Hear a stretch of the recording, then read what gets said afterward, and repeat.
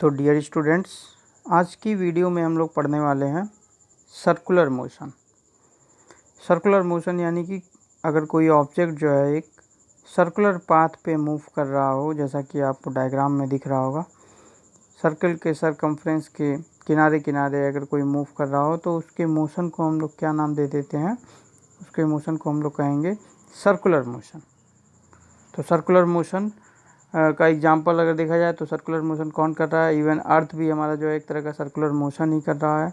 हालांकि आप इसको थोड़ा सा और डिटेल में जानेंगे तो आपको पता चलेगा कि नहीं, सर्कुलर तो नहीं है एग्जैक्ट, ये एक एलिप्टिकल पाथ पे मोशन कर रहा है, लेकिन माना जाता है सारा कैलकुलेशन जो है हम लोग सर्कुलर मोशन मान के ही करते हैं।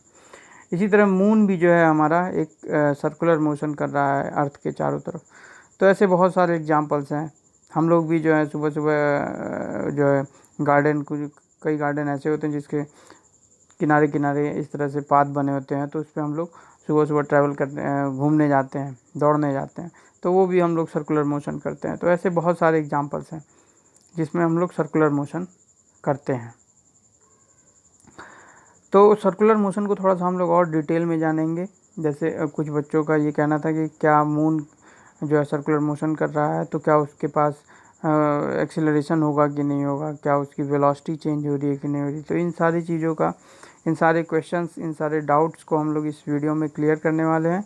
तो सभी लोग वीडियो को ध्यान से देखेंगे, समझने का प्रयास करेंगे। है तो बहुत ही छोटा सा टॉपिक, बट इसे कंसेप्ट यहाँ पे इम्पॉर्टेंट है, ज़रूरी है यहाँ पे कंसेप्ट बनना।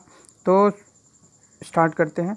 अब देखिए यहाँ पे ऑब्जेक्ट जो है एक सर्कुलर मोशन कर रहा है, तो मैं यहाँ पे एक केस मान लेता हूँ कि ऑब्जेक्ट की जो स्पीड है वो कैसी है? कांस्टेंट है, स्पीड कांस्टेंट है। अब देखिए स्पीड कांस्टेंट होने का ये मतलब नहीं हो जाता है बच्चों की वेलोसिटी कांस्टेंट हो जाना, क्योंकि मैंने स्टार्टिंग में ही स्केलर और वेक्टर का कंसेप्ट आप लोगों को बताया था कि स्पीड जो है एक स्केलर क्वांटिटी है, जबकि जो वेलोसिटी होती है बच्चों वो क्या होती है? वेक्टर क्वांटिटी होती है। स्पीड बताने के लिए हम सिर्फ बता देते हैं कि 30 kilometre per our, 40 kilometre per our ये स्पीड होती है, लेकिन वेलोसिटी बताने के लिए हमें ये ज़रूर बताना है कि 30 kilometre per hour in which direction. हमें डायरेक्शन बताना पड़ेगा, north, south, east, west, north east, south east, बहुत सारे डायरेक्शन हो सकते हैं। तो सारे डायरेक्शन में से हमें पर्टिकुलर एग्जैक्ट डायरेक्शन बताना होगा, तभी हम वेलोसिटी को एग्जैक्ट रूप से रिप्रेजेंट कर सकते हैं। तो वेलोसिटी क्या होती है बच्चों? Vector quantity.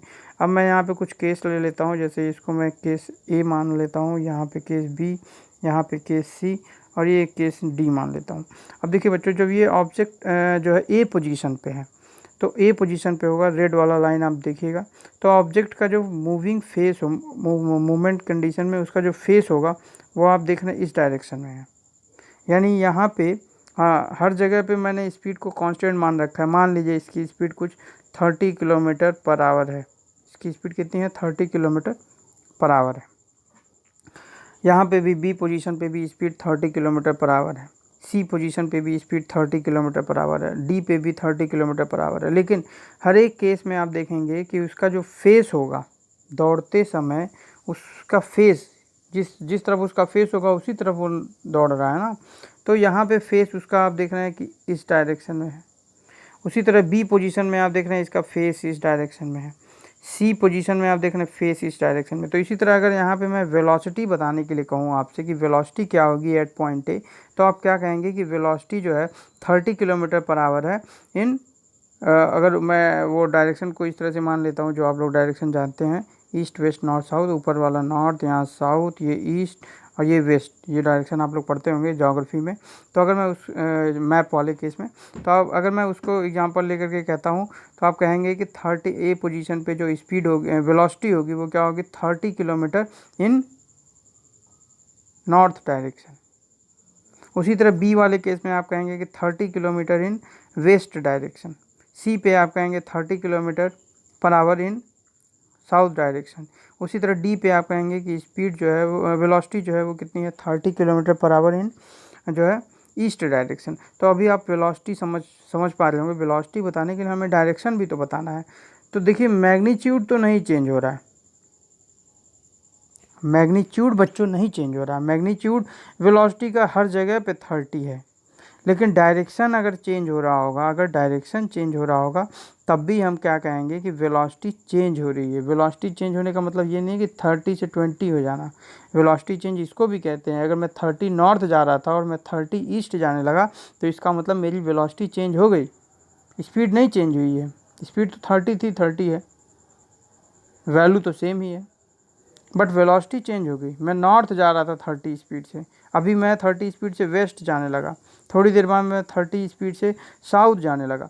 तो क्योंकि वेलोसिटी कंटिन्यूअसली चेंजेस, और ऐसा नहीं है कि मैंने ये 4 पॉइंट ले लिया है तो इन्हीं 4 पॉइंट पे वेलोसिटी चेंज होगी। वेलोसिटी हर क्षण चेंज होगी।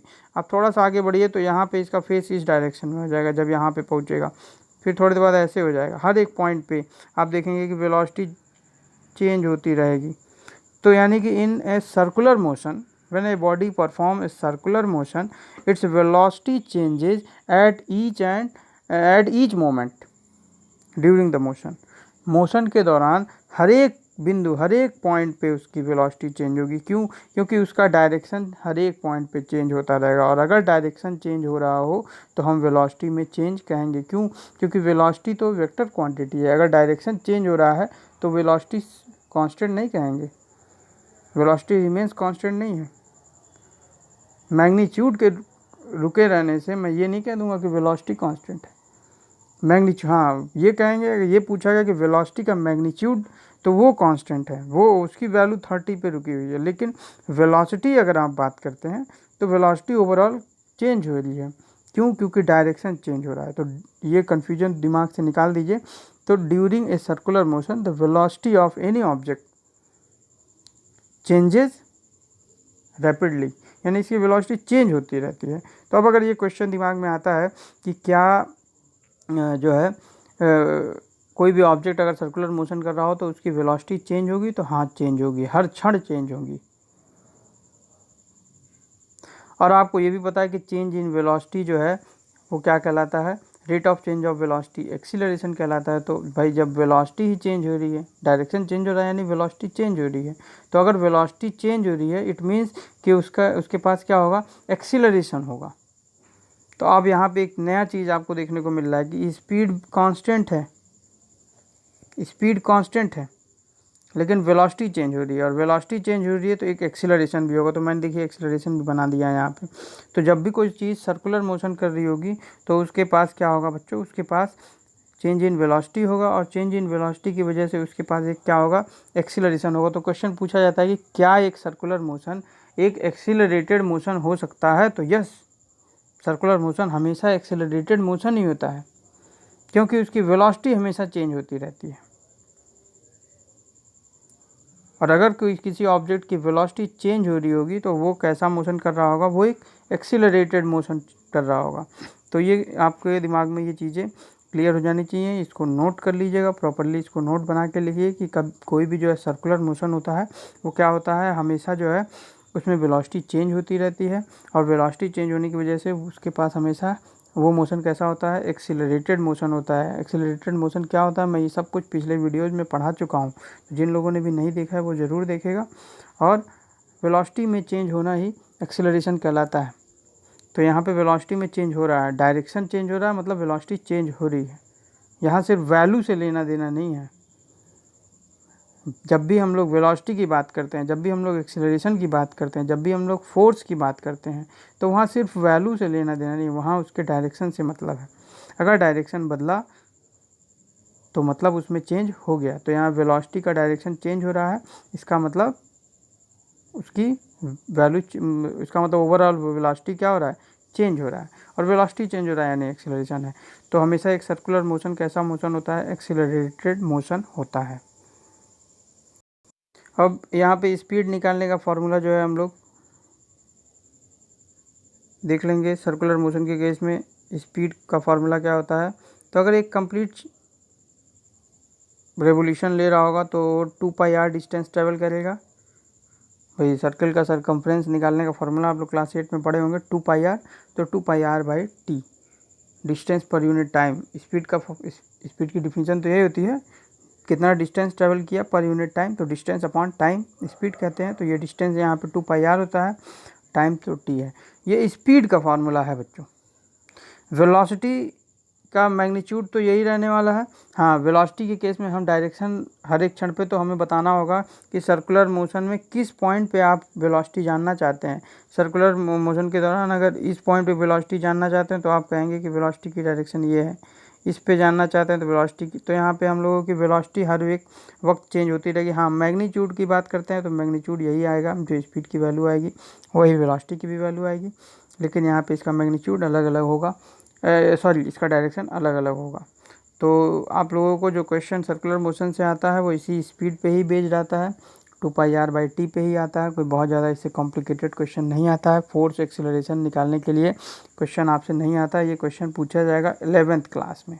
क्लास 11th में भी हम लोगों को सर्कुलर मोशन पढ़ना है, तो उसमें हम लोग थोड़ा सा और डिटेल में जानेंगे कि सर्कुलर मोशन के केस में जो है एक्सीलरेशन कैसे फाइंड आउट किया जाता है, कैसे हम लोग उस केस में अलग अलग पॉइंट पे फोर्स की वैल्यू कैलकुलेट करते हैं, सेंट्रीपिटल फोर्स क्या होता है, सेंट्रीफ्यूगल फोर्स क्या होता है, ये सब कुछ जानने वाले हैं। लेकिन कुछ लोगों को, कुछ बच्चों को डाउट था, तो मैंने उनके लिए ये स्पेशली वीडियो बनाया है कि उनको ये दिमाग में क्लियर हो जाए कि हाँ, मून जो मोशन कर रहा है वो एक एक्सीलरेटेड मोशन है, क्योंकि मून एक सर्कुलर पाथ पे मूव कर रहा है। और क्योंकि कोई भी चीज़ सर्कुलर पाथ पे मूव कर रहा होगा तो उसकी वेलोसिटी चेंज हो रही होगी, और जिसकी वेलोसिटी चेंज हो रही होगी उसके पास एक्सीलरेशन होगा।